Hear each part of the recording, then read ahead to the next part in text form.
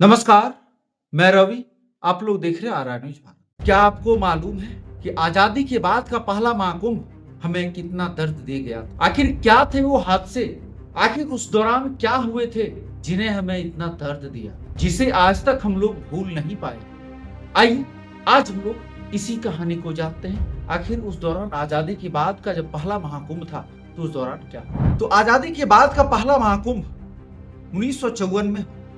अब 1954 की अगर हम बात करते हैं तो उस समय के प्रधानमंत्री पंडित जवाहरलाल नेहरू थे और राष्ट्रपति बिहार रत्न डॉक्टर राजेंद्र प्रसाद। और अभी के प्रयागराज का नाम उस समय इलाहाबाद हुआ। इलाहाबाद में जब जब महाकुंभ आता है तो बड़े बुजुर्ग 1954 महाकुंभ के 3 फरवरी को हुए मौनी अमावस्या के दिन की दर्दनाक कहानी को भुला नहीं पाते। मौनी अमावस्या के शाही स्नान के दौरान वे अचानक भगदड़ को बूढ़े बुजुर्ग लोग भूल नहीं पाते। उस दौरान करीबन हजारों की संख्या में जान गई और एक बार नहीं, उस दौरान कई बार भगदड़ होती, जिनमें से कई लोग दलदल में फंस जाने के कारण वे जान चली। उस दौरान के स्थानीय प्रशासन के पास जितनी व्यवस्थाएं थी उन्होंने अपने व्यवस्था के अनुरूप पुरजोर व्यवस्था किए हुए,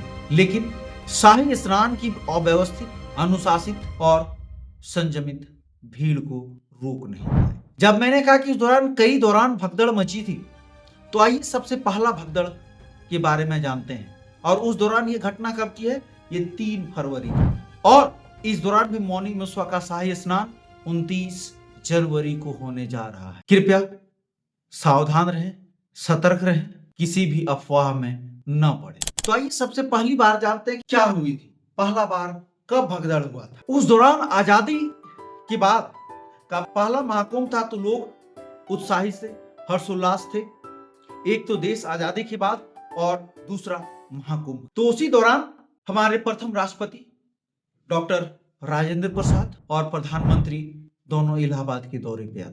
जब राष्ट्रपति डॉक्टर राजेंद्र प्रसाद और प्रधानमंत्री पंडित जवाहरलाल नेहरू त्रिवेणी रोड से बांध के नीचे उतरते हुए मुगल बादशाह अकबर के बनाए गए ऐतिहासिक किले की ओर बढ़ते हैं, तो उसी दौरान अव्यवस्था उत्पन्न हो जाती है, क्योंकि ज्यादातर जवान, ज्यादातर पुलिस प्रशासन उनकी व्यवस्था में तैनात थे। उसी वक्त एक अखाड़े का जुलूस बांध की ओर निकला। रोड के किनारे खड़े स्नार्थियों ने उस जुलूस को देखने के लिए भगदड़ मच गई। भगदड़ इतना भयानक था कि लोग जिधर तिधर भागने लगे, जिसमें कईयों की जान चली। इसी के बाद पुनः दूसरी घटना होती।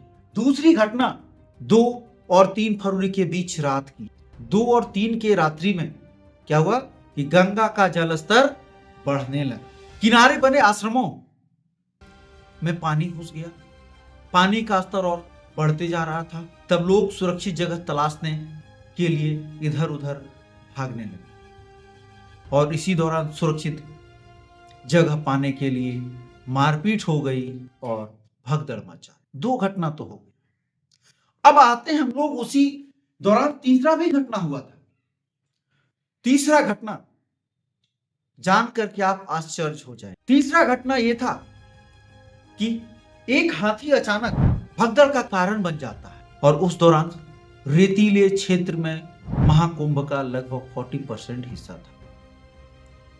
लोग उस हाथी से बचने के लिए उधर उधर भागने लगे।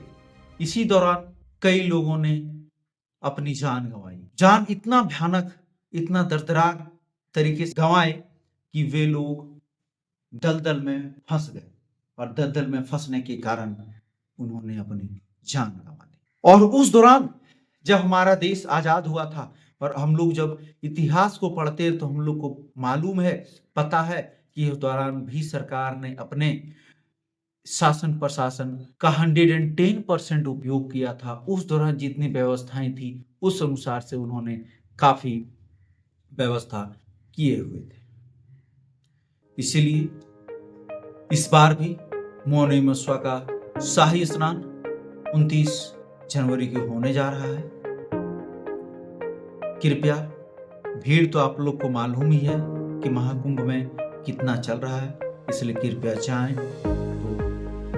तो अफवाहों के ऊपर विश्वास न करें, भगदड़ होने से बचें और अपनी जान सुरक्षित रखें।